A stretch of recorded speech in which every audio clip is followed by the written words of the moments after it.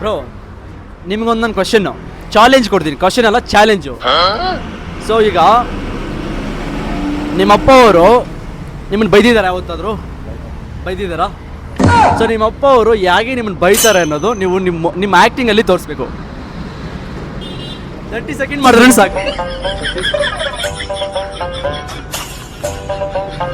ಸರಿ, ಇಲ್ಲ ಅದು ಬೇಡ ಅಂದ್ರೂ 1 lakh ಪ್ರೈಸ್ ಹೊಡೆದಿದ್ದೀರಾ, 1 lakh ಪ್ರೈಸ್ ಹೊಡೆದಿದ್ದೀರಾ. ಸೊ ಅದಕ್ಕೆ ಆ್ಯಕ್ಟಿಂಗ್ ಮಾಡಿ ತೋರಿಸಿ. 1 lakh ಪ್ರೈಸ್ ಹೊಡೆದಿದ್ದು ಅದನ್ನು ವಾಯ್ಸ್ ಓವರಲ್ಲಿ ಮಾತ್ರ ಖುಷಿ ಆಗುತ್ತೆ. ಆ್ಯಕ್ಟ್ ಮಾಡಬೇಕು. ಆ್ಯಕ್ಟು ಇನ್ನು ಚಾಲೆಂಜ್ ಇದು. ಅದು ಸಿಕ್ತು, ಕಾಸು ಸಿಕ್ತು ಅಂತ. ಕಾಸು ಸಿಕ್ತು ಅಂತ ಅಷ್ಟೇನಾ? ಕಾಸು ಸಿಕ್ತು, ಫ್ರೆಂಡ್ಸ್ ಜೊತೆ ಮಜಾ ಮಾಡ. 1 lakh ನಿನಗೆ ಗಿಫ್ಟ್ ಸಿಕ್ಕಿದೆ, ಪ್ರೈಸ್ ಸಿಕ್ಕಿದೆ, ನೀನು ಹೆಂಗೆ ಆ್ಯಕ್ಟ್ ಮಾಡ್ತೀಯ? 1 lakh ಏನೋ ಮಾಡೋದು ಇದನ್ನ ದುಡ್ಡು ಆ ಥರ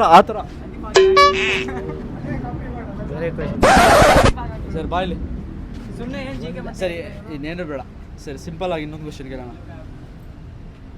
ಲೈಫಲ್ಲಿ ಮನಿ ಎಷ್ಟು ಇಂಪಾರ್ಟೆಂಟು? ಯಾವ ವಿಷಯದಲ್ಲಿ ಇಂಪಾರ್ಟೆಂಟ್ ಆಗುತ್ತೆ ಮನಿ?